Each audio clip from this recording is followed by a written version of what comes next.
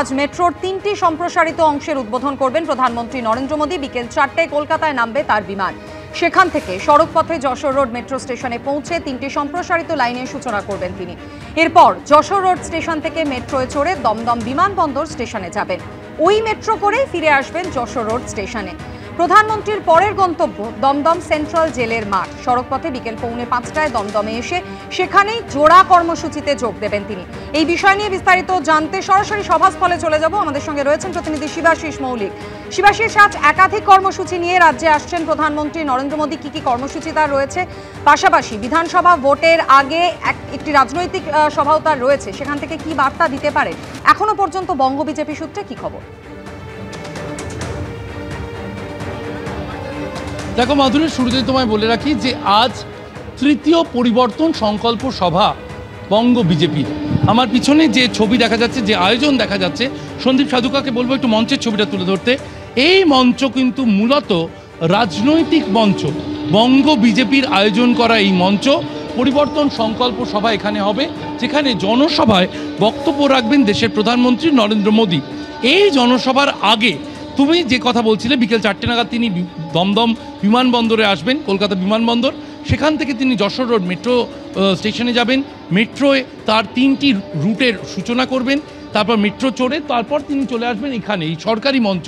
যে ছবি আমরা তুলে ধরছি, এই যে সাদা হ্যাঙ্গার, মূল মঞ্চের পাশে সাদা হ্যাঙ্গারে ঢাকা যে সরকারি মঞ্চ, সেই সরকারি মঞ্চ থেকে কিন্তু মেট্রো প্রকল্পের পাশাপাশি 6 লেনের কোনা এক্সপ্রেসওয়ের শিলান্যাস করবেন প্রধানমন্ত্রী নরেন্দ্র মোদী।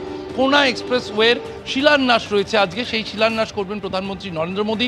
4:45 নাগাদ এই মাঠে এসে আধ ঘন্টা ওই অনুষ্ঠানে, সরকারি অনুষ্ঠানে থাকবেন এবং তারপর 5:25 নাগাদ তিনি এই রাজনৈতিক মঞ্চে আসবেন।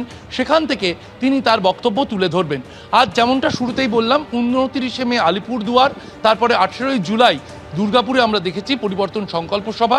বঙ্গ বিজেপির এই তৃতীয় পরিবর্তন সংকল্প সভা আজকে।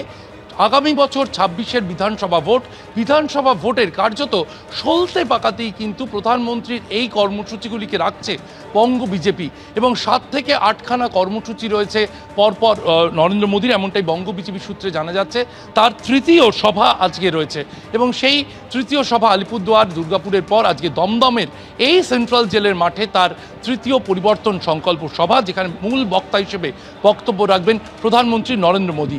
একদিকে রাজ্যের শাসক দলের যে অভিযোগ রয়েছে কেন্দ্রের দিকে, যেমন কেন্দ্রীয় বঞ্চনার অভিযোগ তাদের থাকে, এবং আমরা গত 2 কর্মসূচিতেও দেখেছি প্রধানমন্ত্রী এই কেন্দ্রীয় বঞ্চনা নিয়ে জবাব দিয়েছেন। এর পাশাপাশি তৃণমূল কংগ্রেস বাংলা ও বাঙালিকে সামনে রেখে যেভাবে অভিযোগ তুলছে, ভিন রাজ্যে বাঙালির সুরক্ষা নিয়ে তারা প্রশ্ন তুলছেন, সে বিষয়ে নরেন্দ্র মোদী কিছু বলেন কিনা সেদিকে কিন্তু তাকিয়ে রয়েছে রাজনৈতিক মহল। যেমনটা তিনি একদিকে যেমন প্রকল্প নিয়ে আসছেন, ফলে উন্নয়নের বার্তা, সুশাসনের বার্তাও দিচ্ছেন প্রধানমন্ত্রী নরেন্দ্র মোদী। অবশ্যই কি বার্তা দেন, নজর থাকবে সেদিকে। শিবাশিস, ধন্যবাদ।